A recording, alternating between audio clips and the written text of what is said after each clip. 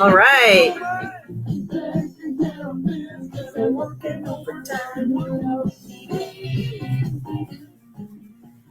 Good morning, everybody. Welcome to Home Staging Talk Show Live. I'm Jenny Norris, your host. Home Staging Talk Show Live is brought to you by the International Association of Home Staging Professionals. I am privileged to be the chairwoman of IAHSP and appreciate all of our members and how our association continues to grow. This talk show, this is episode, I believe, 93. So a lot of episodes under our belt for the Home Staging Talk Show Live. And so today's guest, we have Ilana Weismark, and she's going to be sharing about creating a heart-centered business for stagers who, take a class and so forth, and then kind of get overwhelmed and then need some direction and so forth. And so I'm excited to have her on the show, and she's going to talk about what she has developed. And before we get to that, of course, I do all of our announcements. And so first of all, I want to say congratulations to all of the, I'm from the warehouse. I don't know if you guys can hear the horn honking. All of the winners the official recognition for Best of Home Staging. So Best of Home Staging recipients, you should have all received an email directly from me, and I did send it out through Gmass. So that is an app that you can use with Gmail, but it allows you to send things out individually versus like a bulk email. So if you did not receive an email from me, but you see your name on the list, which is published, and the link where it's published is, I'm going to put it right here. All of the award winners, all the recipients, that's really not an award, it's recognition. All the people who have been recognized in the categories, you are listed on a site, the Home Staging Awards, Best of Home Staging -Awards. And so you can go and click on that. If you see your name in one of the categories, but you didn't hear from me, that means that your email blocked my email. Your server blocked us. So we have the trifecta winners. Those are the people that won in all three categories: Staging Excellence, Client Care Excellence, and Industry Leadership. They've been officially recognized as the Best of Home Staging. And then we have people that were in other categories as well. Maybe they didn't have all three, but they had 2 out of 3 or 1, whatever it is. So Staging Excellence recognized the people that do excellent work in staging. You are nominated by somebody and then have received the recognition based on a review. And then also Client Care Excellence is people who do great work with their clients and so forth. And then Industry Leadership. And these are people that are leaders in the industry. They don't necessarily have to lead an association or lead something, but they have been influential in helping mentor others. They could be a business coach. They could be, run an association. They could be a course instructor. So there's a lot of ways people lead others, or they could just be somebody that does, they could be a leader in their chapter or whatever it is. So somehow they have helped advance the staging industry, and they influence and mentor others. And to me, that's a leader. So it's people who are past, present. Hopefully the future will get many more people that will step up and be leaders, because we need you to take on those roles, because without leadership, any company, any industry is going to falter. So I want to say thank you to all of those who step up in leadership, and you've been recognized.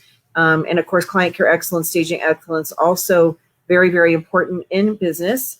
So hopefully you see all these different logos going around, and sometimes people will say, well, gosh, how do I get to be part of that? How do I get to be nominated? Well, we announced this back in June is when we started opening up the nominations, and they went all the way till July 20th. So you had about 6 weeks, or almost 7, to nominate. You could actually self-nominate, or someone could nominate you. There are a lot of really wonderful people that wrote some really wonderful things about people that they nominated. And I kept saying, don't assume somebody's going to be nominated, someone else is going to do it. If there's somebody that you feel needs to be recognized, submit them. So next year, again, in right around June, we'll do this again. So it's an annual event. This is I think it's our 3rd year or 2nd year.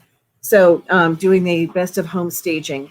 As this is, our industry needs to have a best of versus House has best of.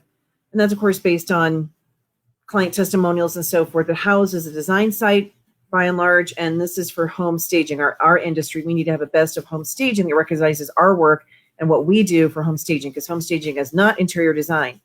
So, anyhow, congratulations again to everybody. Very excited for all of you. Let's see here if I can show this. Oh yeah, I wanted to play our video. Let's see here. Do this. Okay, let's see if I can get it to play. It's not playing. I wonder why. It played last time. Let's see, play and save video as, well, show controls. There we go. All right. Hopefully you can all hear that, maybe not. These are our speakers for our conference. Very excited to be hosting the IAHSP 2020 virtual conference and expo. And it's going to be not just like a Zoom talking heads webinar, which is, to me, is boring. It'll be much more dynamic as far as content and its, production value and so forth, with live streaming for some, recorded sessions for others, but there'll be overlays. We have commercials. We have our vendors who can actually do like a QVC segment, which will allow us to be able to shop with them right there. So we've got a lot planned, and Joseph Hecker is working on the production of this along with Krista Jessup, who's our VP of our vendor program. And so really excited to hear all the people who will be sharing with us. And thank you to all the speakers who are sharing their knowledge with our audience, with our viewers. And so all the sessions will be recorded. I just closed it. It's not long. Okay. All the sessions will be recorded. And so those of you that can't sit through an entire day watching, they all will be recorded. They will be password protected so that only people who have paid for attendance can watch. And then we're looking at maybe doing some a la carte sessions if you don't want to attend the whole thing, but you're looking at particular sessions you'd like to purchase. We'll probably have that available as well. And of course, go to IAHSPvirtualconexpo.com to register.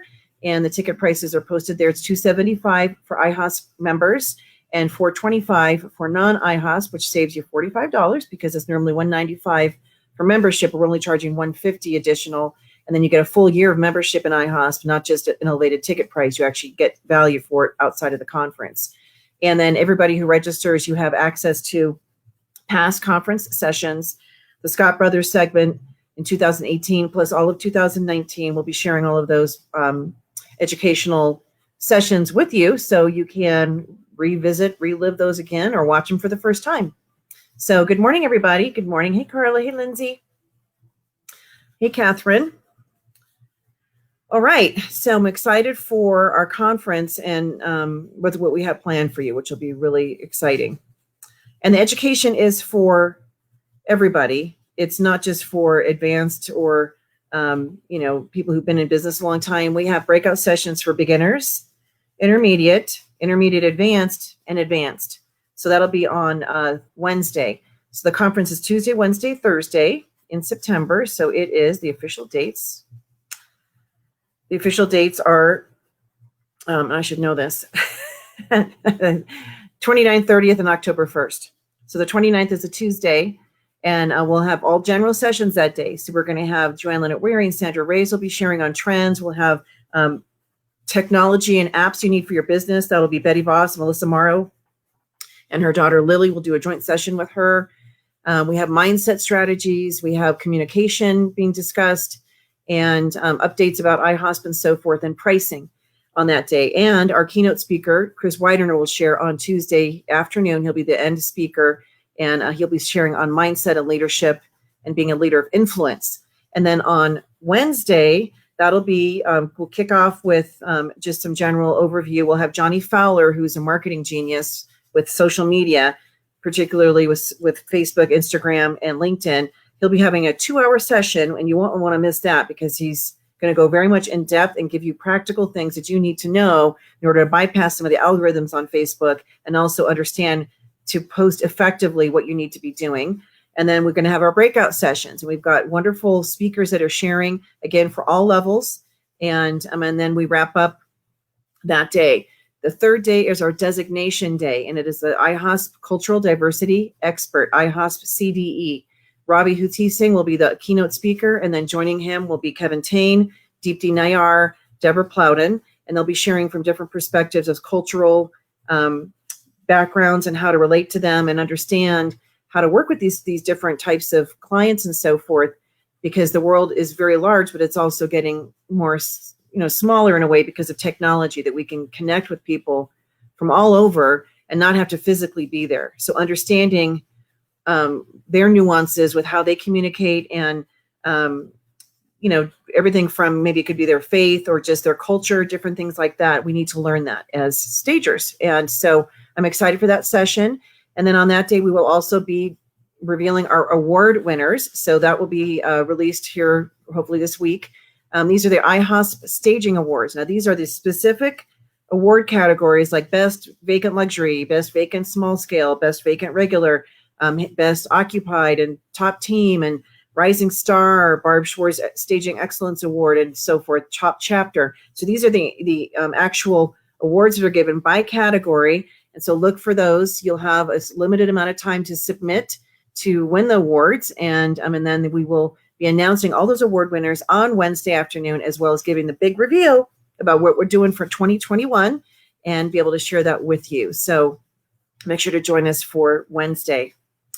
All right. I did want to give a plug for, let me give this, the Advanced Stager Training, which normally follows the conference. It's usually 2 days. We have the conference is 3 days, and then the 2 days following is our Advanced Stager Training Workshop. And instead of doing this online, which again is tough because we want to be together, we are looking at moving this to probably February, and probably in Florida, and we will limit the number of people that are able to attend, and we will get a venue that does allow us to have as many people as we can host there, but also limit it for safety and so forth. But I'm excited for that. And so if you have a 6-figure business or above, you are eligible to register for this, and we will be sending out details as we have those. Anybody who's paid for registration already, you will be first up to be able to attend the live. And if for any reason you can't attend the live, then we'll move you to the 2021 Advanced Stager Training, which will take place after the conference like normal. All right. Our IAHSP coaching program, I want to give a plug for June Carter. She's doing an amazing job, and she's about to start a whole nother series with people. So it's 6 home stagers per session, and the pricing is $70 per head per meeting, or $250 for all 4 sessions. You can work with her. She has them going Friday, September 11th, Friday, October 9th, excuse me, Friday, November 6th, and Friday, December 4th. And the topics for the 11th is home stager coaching for new home stagers. You're certified, now what? October 9th, home stager powerful pricing strategy. November 6th is your sales and marketing strategy for success. And December 4th is closing the home staging sale. So one every month. And there's an additional session you can pay for, which is planning and goal setting for 2021. And that will be held November 16th. That's a Monday. All these other dates were Fridays. So we'll be posting that and sharing that with everybody. But if you don't, have knowledge or confidence in some of these areas, coaching can really help you get the confidence and then understand what you need to be doing in order to advance your business. So I want to say thank you to June for getting that all coordinated. She does an amazing job. This is our theme. Fear has 2 meanings: forget everything and run, or face everything and rise. And so we want to rise to the occasion, rise over our adversities, rise to the challenges that we might be facing, and keep a positive attitude. And as long this thing continues to drag on, and of course, as I've shared in the past, it's a political year, which brings out the best in everybody. So just remember to keep it positive and encouraging, and just rise above the fray. And, certainly if you need any encouragement to keep your business going, because I don't know what's happening with a lot of our members, whether are you struggling, are you seeing a business uptick? I know for July, we had almost a normal kind of July. I mean, the revenue at least was more than April, May, and June. So that's encouraging. And so hopefully August will continue the trend. So, reach out to somebody if you are struggling, whether it's, you can reach out to me or a colleague or anybody that, has been through what you're going through. We're all in this together. Don't feel like you have to pretend like everything's going great. So if you need an encouraging word or a hug across the miles, please do reach out. You can reach out to me privately if you want to, Jenny@IAHSP.com. These are our 3-for-1 keynote speakers. Chris Widener, very, very well known, business author, business speaker, motivational speaker. He was the protege of Zig Ziglar and Jim Rohn. And so, very well known in the motivational speaking world. And I can't wait to hear what he has to share with us, Johnny Fowler and then Robbie. So these are the three keynotes that you get to hear from when you join us for our conference.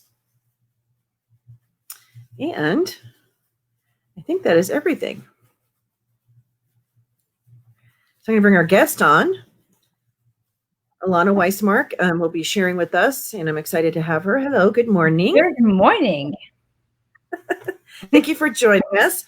And for those who don't know who you are, go ahead and please introduce yourself and share a little bit about your background.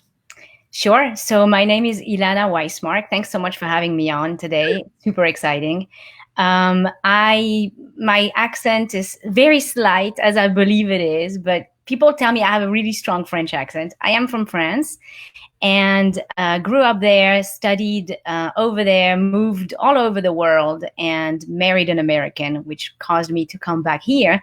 And I started my career as a teacher. I was a teacher for many years.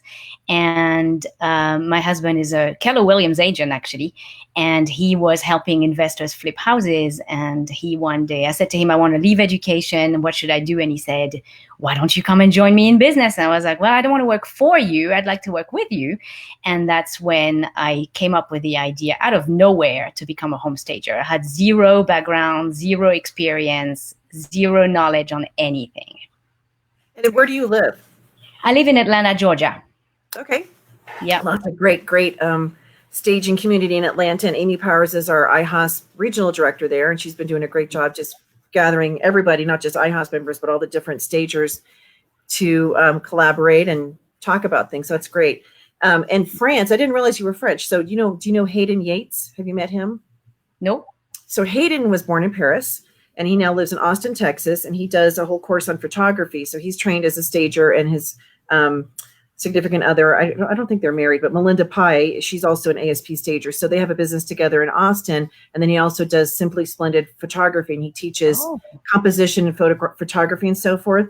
But I enlisted his help to actually translate our course into French because we're going to start teaching in France. So he was helping me, and then Frankie Bousseau. So I had to get you guys connected.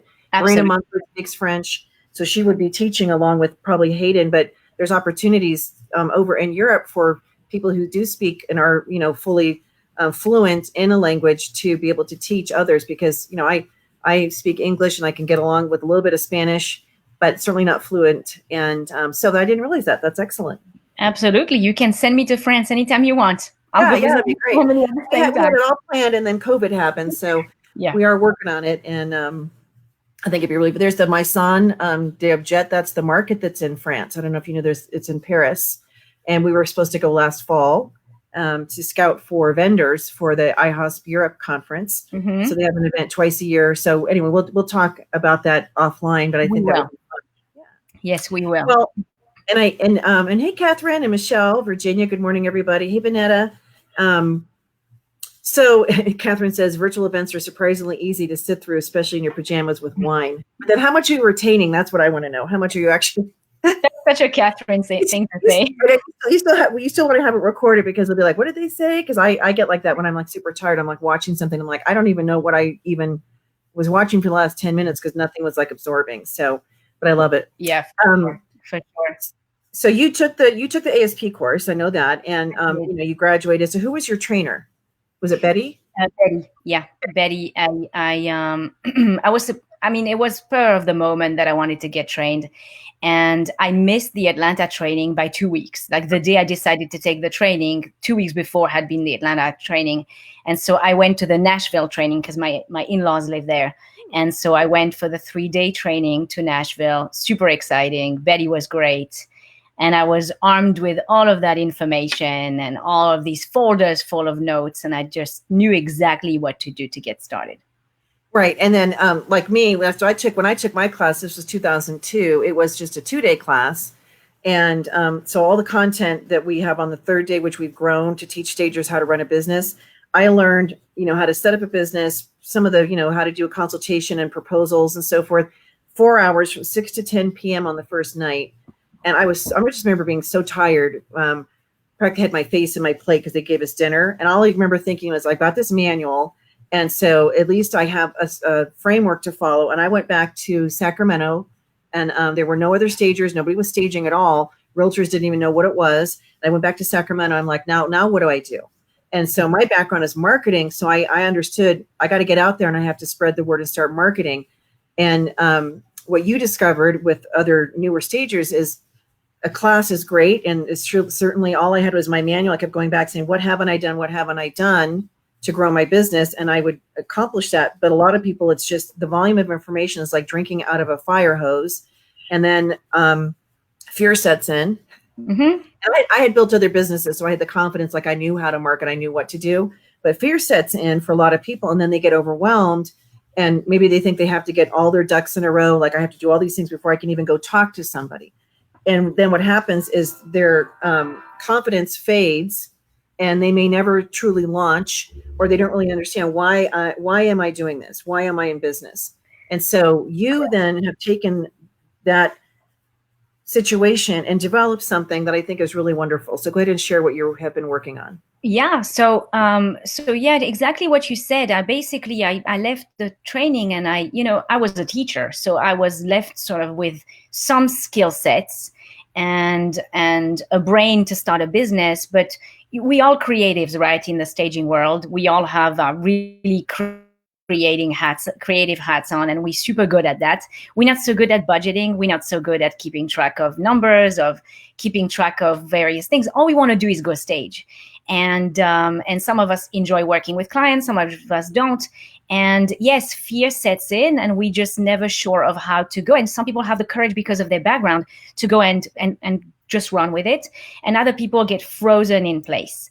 And I found when I was browsing a lot on Facebook pages, it's actually interesting because I've been in business since 2012. And it took me until 2018 to realize there were Facebook pages of stagers. I had no idea.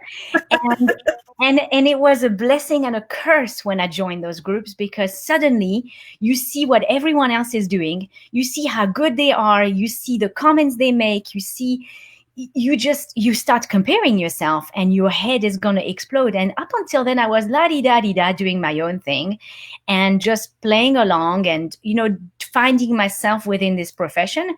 But I was really not paying attention to anyone else around me. I had my blinders on and I just did my thing. I was profitable. I had a good business, not the biggest business in the world, but still a good business. I felt good about myself. But then suddenly I was like, oh my God, this is what's out there. What am I going to do? And I noticed in some of the pages that some of the stages sometimes were a little bit harsh with new people, and they would make them feel a little bit bad about themselves and make comments that were just so unkind. And it really started to upset me. And I decided that I sort of put myself back in their shoes and realized what it was that I had been missing at the time. Is yes, the staged homes training was awesome, and I had all that information, and I knew how to start a business. I knew all the various steps, but it was over analysis paralysis kind of thing where I was like, oh my God, what do I do? And I had to take myself out of that. And so I was wondering how I could help newbies do that. And so I started a page on Facebook called Safe Space for the Newer Stager. And it's such a loving group, and it's so wonderful, and people feel very confident and at ease to ask any questions about their business, how to go about finding clients, how to go about all the steps of the business, and how to really just become comfortable within the industry for themselves. And as I was looking at their questions, and I was looking at their comments and looking at what they were looking for, I decided to put together a program where I basically I mentor or / coach newer stagers. You don't have to be brand new. You can have a little bit of experience, but I just mentor people on how to have the right mindset to get started, because it really is all about the mindset, right? It's all about taking yourself from that fear of doing it to the love of your business. And until you get to that love aspect, that you wake up in the morning and you're excited to go to work, you're excited to talk to your clients, you're excited to do, even though it's not always so exciting itself. But until you get to that point, it's really hard to continue and push on. So it's about eliminating the fear, getting to that place where you can love your business, and the mindset piece is, to me, the biggest part, which we don't have time to cover in a training course. No, and I think, I mean, we talk about, communication skills, what to say, how to say things, positive and so forth. But you're right, mindset really isn't part of the base training. And I wanted to touch on two things you said. First, the notion that what we put on Facebook, you're right. And I've actually posted this and I've commented on it. We want people to see our beautiful work, and we talk about all our successes. And the fact is that we all have bad days. We all have stagings that didn't look that great. Whether it was back in the past, you learned from that. We've all had challenges, and I would like to see more of the challenges being shared and how people overcame it. So it's not a bitch session, but just basically so somebody coming in doesn't go like, oh my gosh, I'm experiencing all these challenges, and these people have it all put together. Boy, they just have it all dialed in. They've got these great businesses. They're making all these numbers and so forth. First of all, nobody's verifying fact. Nobody's fact checking on Facebook. So I could put up whatever I want and make myself seem really great online. And I'm not saying stagers are necessarily doing that, but I also know that there's a ton of challenges that people face. And as long as I've been doing this, I got one day where I had one of my movers just up and moved to Texas and just texted me over the weekend and says, I'm gone. He's the guy that I had paid to drive the truck. So I paid $175 for the truck license, the approval to drive the big truck, plus I had to get him his urine test. That was $80. And he just left. And then I'm like, okay, well, who am I going to have drive the truck? Who can I have help move? And then my other mover was like, well, I'm not available. So I literally threw something across the room at home. And I just was like, I was so frustrated. And we have days like that, and could even be like weeks of challenge and so forth. So I want new people to know that, that's part of the process, and it doesn't go away. You might learn how to handle things better because you have experience, like, okay, last time I had this situation, this is what I did. So you can learn from it. And then the second thing, basically what I'm saying is life is not all rainbows and cotton candy and unicorns. Okay. And staging, it's challenging. Clients can be challenging. Clients can be rude. I had one client that, her son he's an investor flipper. And so we staged the property, and she came in and started nitpicking every little thing, like, I don't like this or whatever. And it's like, hey, this is not a design project. And so I had to get control of that situation and write to this kid and say, listen, as much as your mom cares about you, she's interfering with our process. And you didn't pay that much for us to go back 2 or 3 times to fix what she thinks needs to be done. Right. So we all have these challenges. And then the second thing you shared about people who are not kind in these groups, I know the home staging professionals group that we have and any of the IAHSP related groups, I don't tolerate snarkiness or rudeness. And there's ways to share something with somebody that doesn't include tearing them down and making them feel like an idiot or like they have no talent. There's ways to phrase things. And I know there's other groups, they don't filter that. And there are people who are, that's just who they are. So it's not just on Facebook. They're just rude people, and they're snarky, and they're condescending. Mm-hmm. And they come from a thing of like, well, you asked for an opinion, so I'm just going to be straight up with you. But there's ways to share something that doesn't make the person feel like, like this. And by this, what you were saying, I completely agree with you. And it really upset me. It really bothered me because I feel like it's not necessary. And we all just have to be kind to each other because we all are on the same page. And yes, you have way more experience than I do, and I have way more experience than others do. But at the end of the day, we all encounter the same issues on a daily basis. And the last thing you want when you ask for advice, when you have an emergency or a situation, is for people to say, well, did you do that? Well, you should have done that instead. Well, yes, I know I should have, but I didn't. So now what? What do I do now? How can you help me with that? And so, it was really bothering me. And I realized that, it was overwhelming for some of those newbies. And it's not fair, and it's not kind. And that's not from the minute I started as a stager, I remember thinking from my chapter in Atlanta, the IAHSP chapter, I have, Aero Taylor, Flemmer Taylor, I have Jeannie Westmoreland, I have Michelle Yackel, all these names, the writer. And I remember at the time being so impressed because yes, Atlanta is a massive city, but I was so impressed that here came this girl who had no idea what she was doing in staging. And they all took me under their wings, and they all answered in a very open way my questions. No one felt threatened, or at least they didn't show they felt threatened at the time. But everyone was cool with me, and they answered my questions, and they really mentored me. Specifically, Eros mentored me unbelievably.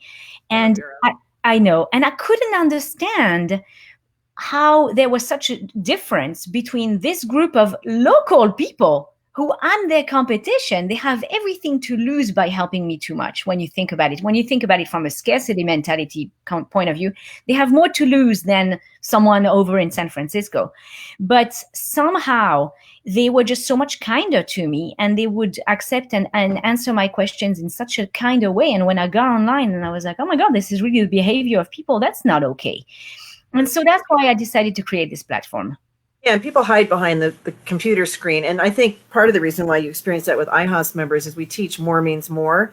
And I never come from a place of fear like, oh, I'm not going to help somebody because they're going to steal my clients. When it's relationship based and you have your clients, love you and trust you, they're not going to go shopping somebody else unless you give them a reason to leave. They're not going to. So we don't have to be in fear of someone's going to take my business. And there's plenty of business to go around. And there's not one market in the whole country where 100% of the houses are staged. The only one that gets even close to that would be San Jose. That's the only market that I've seen that you're hard pressed to find a house that isn't prepared for sale when it hits the market. So the properties are being staged beforehand, which is great. And so the stagers have a lot of, every realtor knows you got to get this done. So they have a lot of opportunity. The education piece has been done, so they get it. And but the snarkiness online, I think, is really unkind. And so Mary wrote, I don't post on Facebook for this very reason. And I don't know, Mary, if you don't post in like the staging groups or whatever, but I would encourage anybody who has questions, home staging professionals group. Again, we don't tolerate any snarkiness. And I have people that they'll report the comments and I'll remove them or remove the person if they're, they don't get the memo. And then Ilana's group too, the safe space for the newer stager on Facebook. I joined that group, but I'm not a newer stager, but when I have time to go in there, I'm happy to, respond to people's questions and provide guidance. And, because that's, if we don't do that with people that are coming into the industry, those of us that have been in here a while, we're all getting older. If we don't take our time to help other people get established and love what they do, then there could be a vacuum when all of us kind of age out. Because there's a lot of us that are, I'd say 45 to 65, that 20-year age group. And not as many younger people. So you think, I'm in my mid 50s. So let's say 10, 15 years from now, I'm like, I'll be 70 years old. Do I want to be doing this at 70 years old? I don't know. I can't answer that question, but I certainly wouldn't want to be like nobody following to fill the gap. You know what I'm saying? Right. So we have to mentor and encourage people. So you got connected with Catherine Lewis Brown. I did. And so, yes. And so tell me how all that kind of came about and how she helped you come up with the idea for developing a program. So it's a pretty long story, but to cut it short, I've been a CE instructor for a couple of years for another organization, and I was finding that I was jumping through too many hoops and it was just too complicated. The energy was not what I wanted to be. And I approached Catherine and I said, between professionals, do you think that it's worth it for me to write my own CE class and advertise that to agents and offices? And this was pre-COVID. I mean, it was pretty much like probably March. And I said, what do you think? And she said, well, actually, I think it's always good for you to have your own CE class written and you can then park it with whatever school. And within a week, she gets back to me and she says, actually, I have a program I'm putting together. And so she put together this program of creating your first course. And of course, with COVID hitting, it made perfect sense because I had all this time at home. I was sheltering in place. Nobody was putting their houses on the market and we were all stuck and wondering what was going to happen with staging. You remember that panic, sort of those, oh gosh, it was bad. And I don't think I moved out of the house I don't think I went anywhere for 3 weeks. No, I didn't either. And I thought to myself, oh my God, what am I going to do? What's going to happen? My stuff is going to destage. My warehouse is going to get full. How am I going to stage? It was panic. And right at that moment, Catherine came about and said, I'm putting together a class. I'm creating a course that you can, advertise to people and really teach people through that. And I was like, I don't know. And I had the same fears that new stagers have when they first get started. Am I good enough? Do I know enough? Can I do a good job? Am I going to be found out to be a fraud? That maybe I don't know what I'm talking about.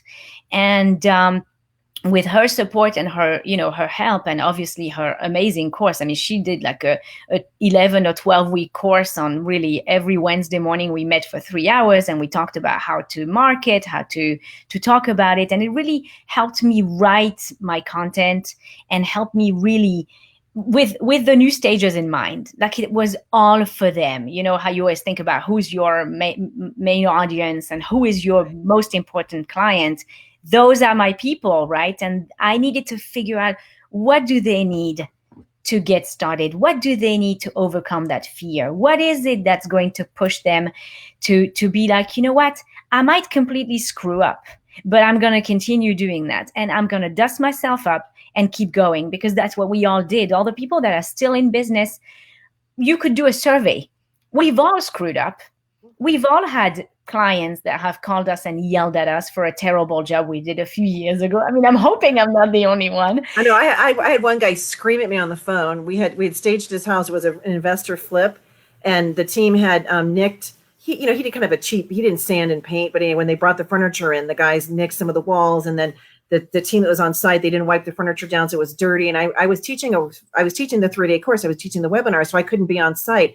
I remember going at night just to kind of check it out, and I said to myself, I probably should get, because the lights were kind of dim, and in my gut, I was like, check the furniture, because I'm like, maybe I should make sure it's clean. And I didn't. Mm-hmm. And so the next day I get this call, and he's literally just screaming at me on the phone. And I just listened. And then I said, you're absolutely right. That is not our standard, and I will take care of it. And we ended up having to remove our things. And that actually was a blessing in disguise, because literally like 2 days after we got our stuff out, that house got broken into, and they stole all of his appliances, all this other stuff, and they would have taken all of our stuff too. But we've all had that situation where like your heart just drops, like you think you did a great job, and the client calls, and you just feel like when you, that feeling like when you get pulled over by the police for speeding, that feeling, and you're like that your heart drops. It's that same feeling when a client calls. Yes. And it's like, you're like, oh gosh, I thought we did a good job, or what's happening. And yeah, we've all been there. Yeah, and I think people need to know that we've all been there, and they need to understand that you just, the key is to continue and push on. As long as you do 80% of it right and 20% you mess up, that's okay. Just keep going, because we are human, and we all just trying to do our best and try. If you love the industry and you love staging, there's no reason why you should be discouraged by any negativity. You just always strive to improve yourself and to do better, and to just put it all in the past. And I always tell people, I've done a lot of self, like I meditate and I do all sorts of crazy woo-woo things like that. But anyway, I've done a lot of, self, development. And I've learned, there's nothing, the past never matters. The past has absolutely no grip on us, and there's nothing in the past. And the future really is only it's nothing. It doesn't happen. What happens is now, and what can you do now to make your life easier and better? And so part of my program is not only just the mindset, but also figure out who you are, because this is something I wanted to touch on. And I don't know if you were leading me there or not, but I just wanted to say it is, there's tons you can do as a stager.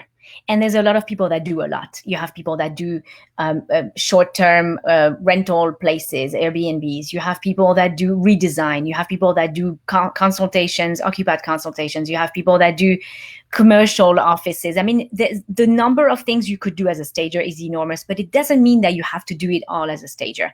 And right. Just because you're somebody you look up to does it all doesn't mean you have to do it all. What you need to do is what you feel comfortable doing, that you're good at, that you can handle, and don't spread yourself too thin, and just do the things you can, do those well. Right. Delegate to others what you don't do well.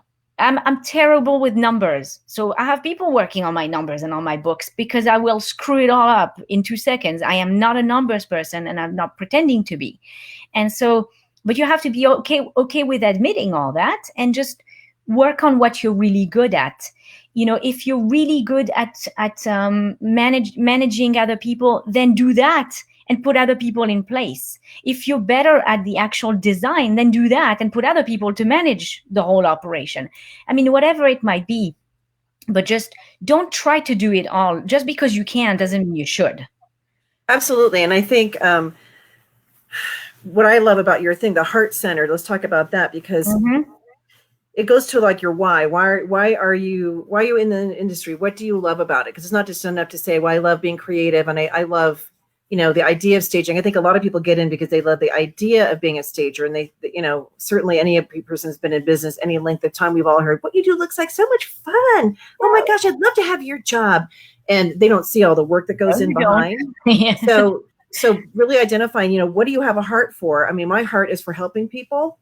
That's what drives me. So when I have a crappy day or a client or whatever, I have to remind myself, why, is this worth putting up with all of this stuff going on? Why am I doing what I'm doing? And I circle back to, because I like helping people.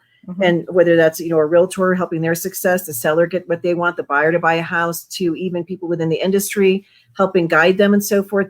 That's what pushes me. And that's what drives me. And so what is your heart center around? And so it could be, what is your passion? Because that has to be so solid as you grow a business. If you don't know what that is, and it could shift and change somewhat over time, but what is your core values, your whole reason for why are you doing this? If it's for money, you're not going to last in the industry. There's a lot of money to be made in this, but if that's the reason that you're in staging is to make money, you'll burn out. You'll basically, if you don't love what you do and love it for a different reason outside of the financial, you won't be in it for long term.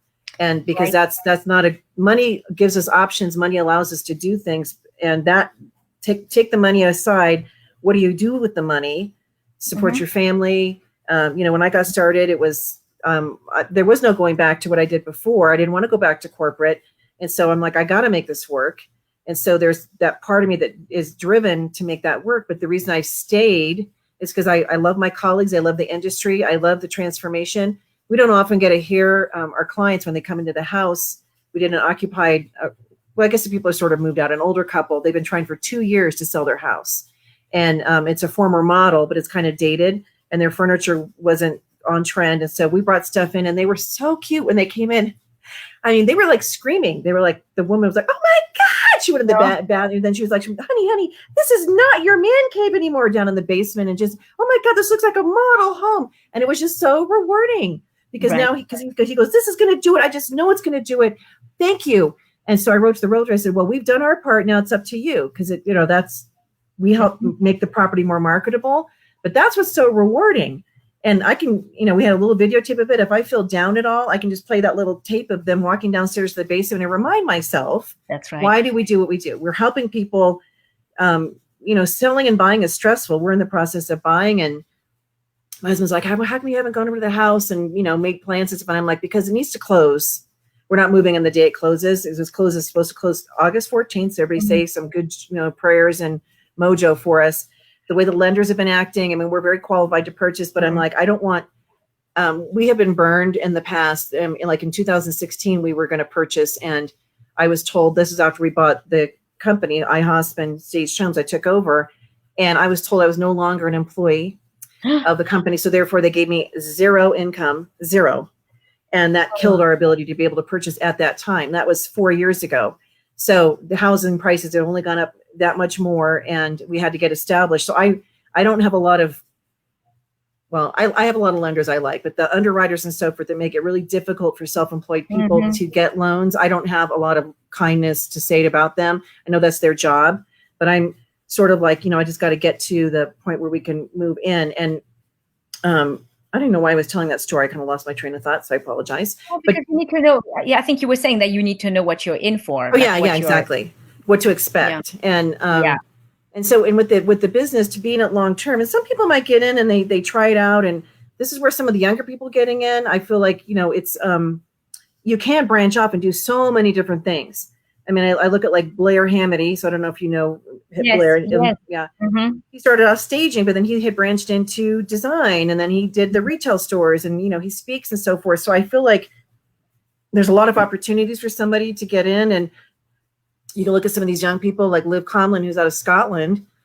By 16, started her business. By 19, she was in the seven figures, and she's now 21 and is looking at, she's now doing higher level things, and Right. maybe even wanting to exit the industry. And so there's opportunities to be able to impact and do other things. And so I just really love what you've developed. And I thank you, Catherine, for putting that program together. Michelle Getty, if you're watching, she had just messaged me, Catherine, about developing a CE course. So I want to get you guys connected. There you go.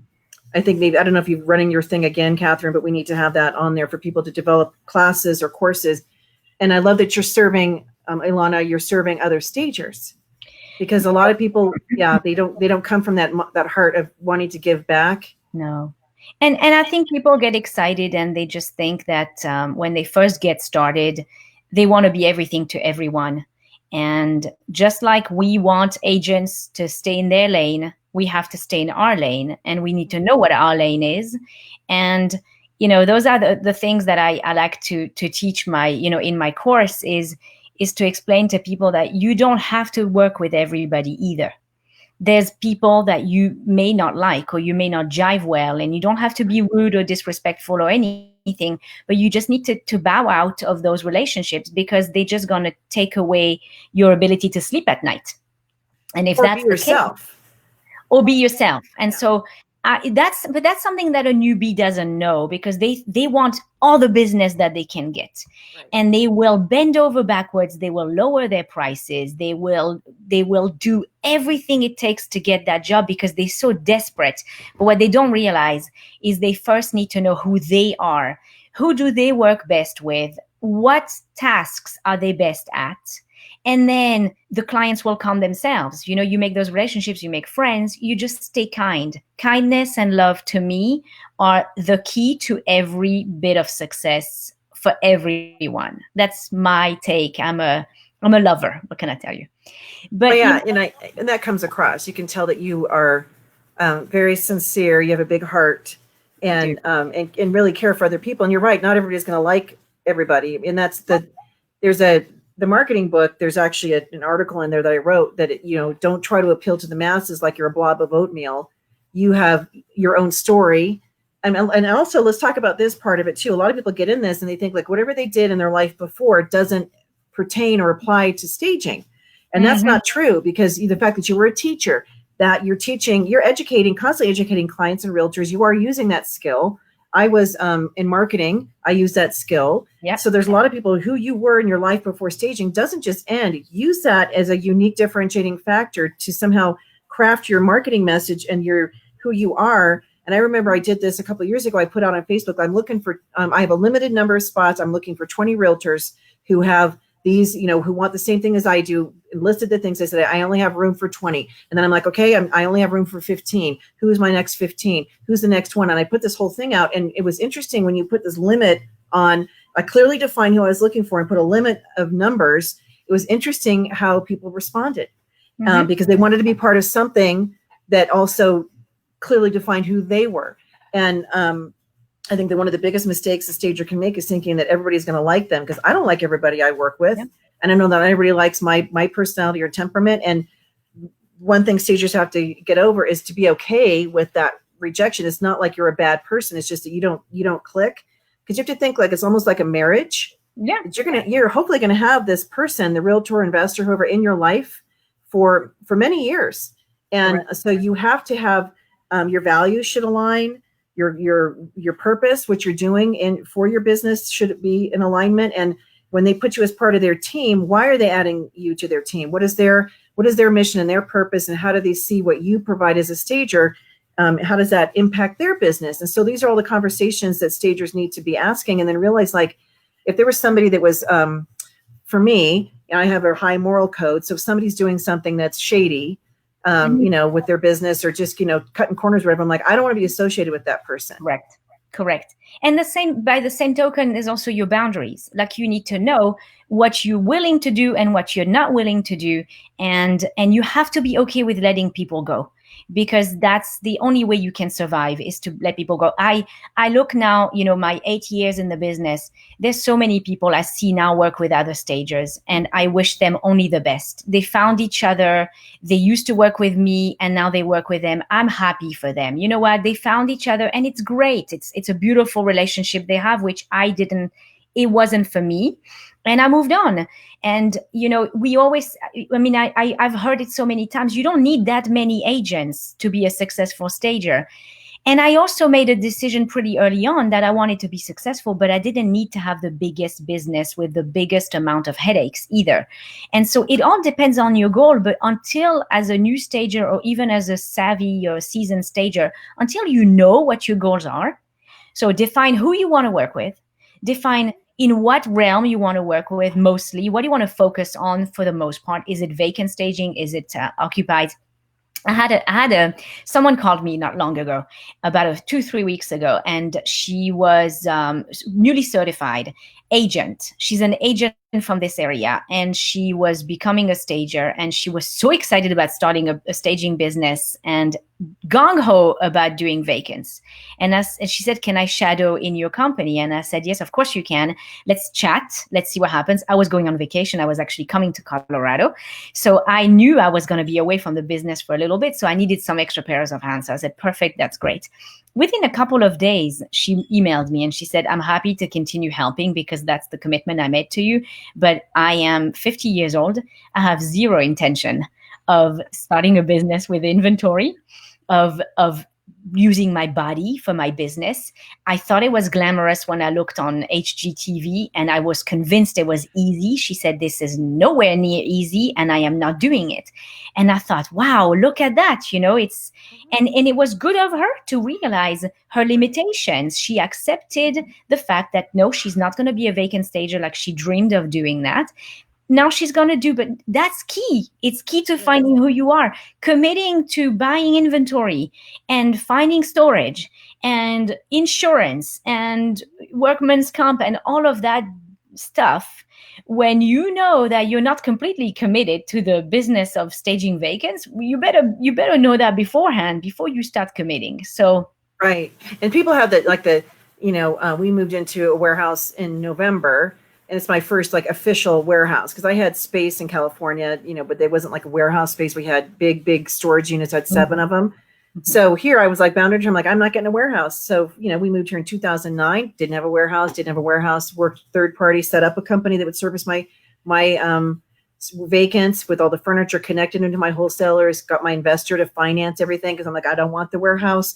And that all unraveled last April, spring. So then I was forced to have to start accumulating the big items. So then we moved into the warehouse in November. We ran out of space, had a 40-foot container out front, then had to get more space during COVID. So this has been it's a sort of a scary time, but it's I've been at this a long time. And so I know logistics, how to get things set up, but there's no way that I would have done this in the very beginning with my business. We always say your business needs to earn the right to have inventory. And certainly there's people that you can partner with, but you're right that, there's a status, and I don't think it's a good status in our industry where, if you have the biggest warehouse and you have the most trucks and you have the most locations and so forth, it's admirable that people expand, but I don't want people getting into the industry thinking I have to be like so-and-so or else I'm a loser.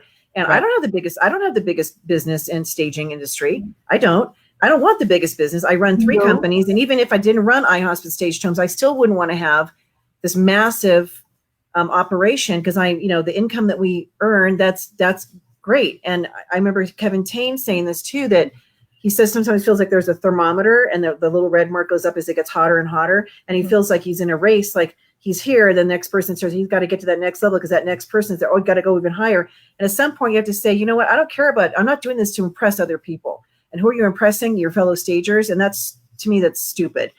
Do it, figure out what your goals are for your finances and how you can craft a business around that can support that. And then, when you have that business that sustains that dollar amount, that's great. Cause I don't want my business running me. I want to run my business. And when you have all these other things going on and you're afraid to take time off to go to a conference or to go on vacation. I mean, that's not a good thing. Right. You can't take time because you think your whole business is going to unravel. You have to be there, or you have so much going on that's not functioning correctly, that you can't get yourself out of it. And so we don't have to that whole thing you said earlier, don't compare yourself to other people. And I say, because that person's already taken, you can't be that person. You can be inspired by something somebody does, or, people put out beautiful staging. Nobody ever talks about the dollars behind the staging. Like, how much did that project actually cost? Was that a $20,000 staging or $2,000 staging? There's a big difference. So people get all impressed with the stuff that goes into properties, the inventory and how beautiful it is, which that's great. But the fact is, business and projects, they vary greatly based on where people live and the budget and so forth. And so please, if you are newer or just even in the industry, you could be a seasoned person. Don't compare yourself to somebody else and think like, I don't post my pictures because mine don't look as good as so-and-so's, or my staging doesn't seem as nice. My whole thing is, did the staging sell? Did the property sell? Then you did your job. You worked. And we even had the whole, we talked about this last week, was like rug gate, the whole 5x7 rug versus the 8x10 rug, design versus staging. And, I'll go 10 rounds with anybody who tells me a 5x7 rug doesn't work, it's wrong for staging. I'm like, listen, it's subjective. And I have larger rugs, yes, but a newer person, I don't want them thinking like they have to buy all 8x10s, because those are very expensive. They're bulky, they're heavy, like a dead body. And I certainly, when I got started, I couldn't cram that thing in my car. I didn't have a truck. So 5x7s work. And so just things like that where I feel like the intimidation, somebody who's new coming in, they might feel intimidated. Like, I'll never get to be like so-and-so. And we don't want you to be like so-and-so. We want you to be you and make your impact for you. 100%. When I first started, I was convinced I was completely head in the sand. I thought I was doing such an amazing job. And what's really hilarious is some of my agents at the time loved me for my work and what I did. And when I look at it now, I'm like, oh my God, I can't have that. I know. I look back at some of my first stagings and I'm like, wait, the house is sold. But I'm thinking the like, house is sold. Yeah, but you're like, oh. And some people, even now, I'll contact them and say, I know you haven't hired me in the last 8 years. You hired me one time 8 years ago, but just know my standards have changed. And exactly. I'm better quality, like it's different. I know what I'm doing now. But you know what? You start where you start and you do your thing. And you'd be surprised. And I'm surprised constantly at the style of staging that's used, or lack thereof, or the agent shoving things in a room and whatever. And it sells. It's not about the stuff. And I know we've been saying that for years, but that there's sort of that inching up. Like, we have to do better. We have to be better. It has to be magazine ready. It has to be Instagram ready. And it's super tempting because we are aesthetically we like to look at aesthetics, and we like beauty, and we like art. And it also gets boring when you're using the same stuff over and over again. You want to bring some new styles. You want to change it up. But it's not profitable unless you can pay for it. So, right. If your jobs pay for that, then great. Like, you can say, okay, I'm making enough profit. I'm going to turn this much into more of an investment, but don't go out and spend $10,000, $15,000 on, $50,000 on inventory that you don't have. Or don't have the business to support. I cringe when I hear people doing, running up credit cards and going into debt. And I was in a position last year where I had to, I had 40 houses of obligations, and we run 40 at the peak for several months. We'll have 40 houses out. And so to have myself cut off at the knees with my supplier, my person that I had partnered with for the furniture, I didn't have the opportunity to like slowly build up. I'm like, I got to start acquiring stuff fast. And so I know how to stretch a dollar.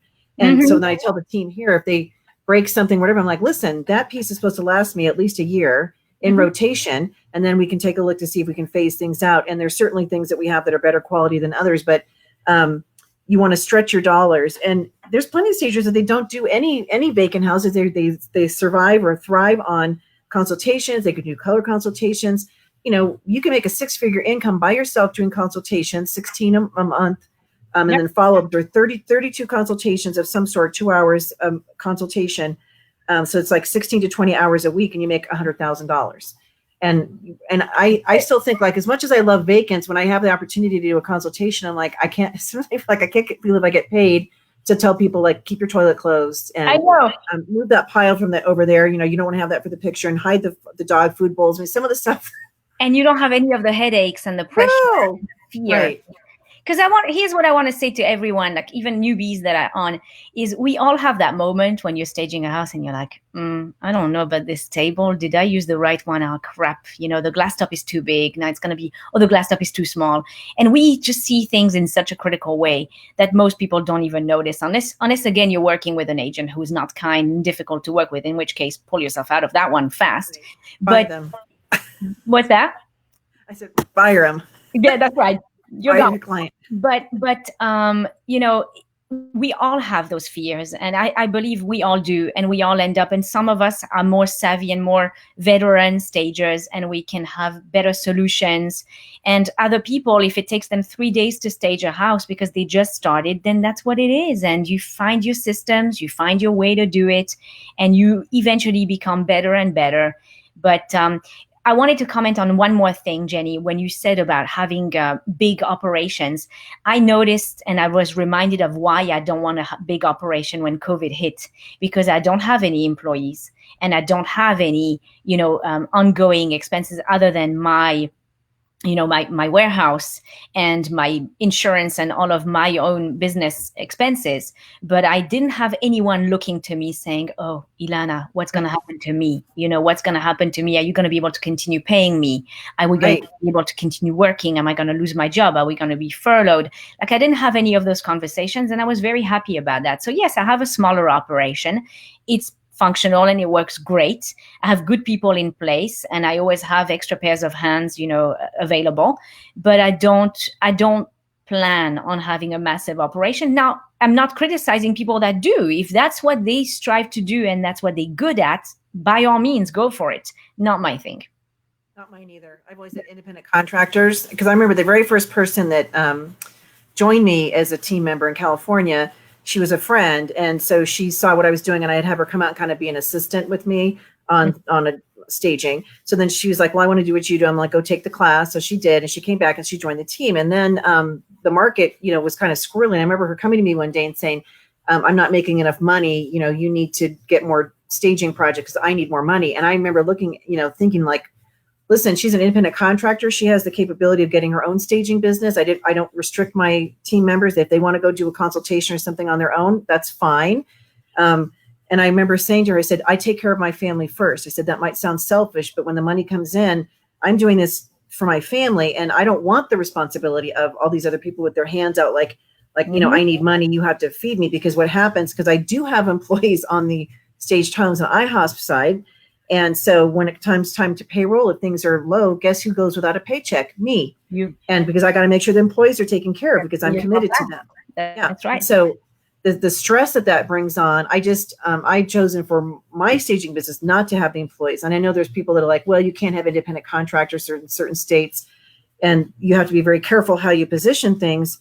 Actually, that's going to be a topic at our conference too, being able to kind of structure when you have a business, because one of the big caveats for independent contractors was AB 59 or whatever it was that Congresswoman in California put out, was that they have to be doing something outside the normal daily operations of the company in order to be considered a true independent contractor. Well, if you're a staging company and they're staging, that's not something outside of the norm. So what staging companies need to do is set up, and this is what other colleagues have done too, you have your warehouse, your staging warehouse that people are working with you on, and that's your business. And so that they're in the business of leasing furniture and decor, and then the independent contractors that carry out the staging, therefore, are not doing things that are vital, normal operations. So it's just rebranding the operation, and then that would be applicable. So it's how things are set up has to be real careful when you're in these states. But you don't have to have employees. There's people telling the stagers that you're breaking the law if you have independent contractors. And I think it's a scare tactic personally, because these people that are doing that have been established for quite some time, and they see people coming into their market and then are telling them these things. And a stager who's like, what, I have to have employees, which adds 30% to your bottom line to have an employee. Your costs go up, the logistics and so forth. And they kind of been like, well, I don't want to do that. Maybe I'll just go work for somebody else, or I'll restructure my business. And I think it's a way to keep the competition from growing. And I don't think that's right. So I feel like anybody who's in those states, you just got to do your homework and talk to a smart CPA or an attorney about business structure. That's right. Absolutely. But there's something for everyone. And it's just about having the courage and having the understanding of what it is that you have to offer. We all different. Someone might want to work with you. They might not want to work with me. I don't even know how many dozens of stagers are in Atlanta. I've lost count of how many of us are there, over the years. And so many, it's a big metro area. I mean, think of all the people that need help. It's huge, but Yeah. the number of times I've come head to head with one of my friends on a bid is you can count it on two hands. That's it. I mean, over the hundreds of houses that I've staged. So it doesn't matter. That competition doesn't matter, but you just know who it is that you are and how you can best serve your clients, and do it with heart centered, so that my son just walked in my room also. It's okay. Yeah, sorry. I think I have a neighbor visiting me. Can you? Yeah. So you guys get along with the UVK? Yes, that's us. You guys? Uh-huh. Okay. Where do you want them? Oh, they're probably not for me. They're probably for the limousine company that used to be there. Is it Prestige Worldwide? Gas Pop Denver? That's not me. It's not? Mm-mm. Okay, because 99955. Hang on just a second, because I'm just about to wrap up, and I'll help you. Okay, it's okay. Sorry. So the case side that we just went to that warehouse, the people have to change their address. But anyhow, tell people again how they can get a hold of you for the course. Yeah. So Ilana Weismark is my Facebook page and the Facebook name, and the group is called Safe Space for the Newer Stager. And I'd love to have you join. Anybody that wants to join, even if you're a veteran stager and you just really enjoy helping others and give some advice, don't hesitate to hop in and just share some crazy stories and share, it's also okay to say I had a terrible day and this is what happens, because I think people will feel a whole lot better about themselves. So I'd love to see everybody there. And the course that I offer is called Stage from the Heart. And that is a course that's accessible online. And the details are on the Safe Space page, and I can always send more details and the links to that. But that's a great program, and it's great for anyone that wants to learn about themselves and figure themselves out, and really learn all my systems. I give it all away. I give all my systems, my secrets, my all my information. They can learn from my mistakes and learn from everything I've learned. Right, and your successes, and you can tell how wonderful and warm and caring she is. So you're not going to have a dictator or a mean person on you. She's obviously very loving and encouraging. So, and that's important too, that you're aligned with somebody that is going to encourage you along the way, hold you accountable, but do it in a loving way. So, but thank you so much for joining me today. It was great. Oh, thank you for having me. Yeah. Show. Thank you so much. And everybody watching, thank you for joining us. And please make sure to share this with your followers and your pages too. And we'll be back next week with another segment. Thanks, everybody. Have a great rest of your week. Bye. Thank you.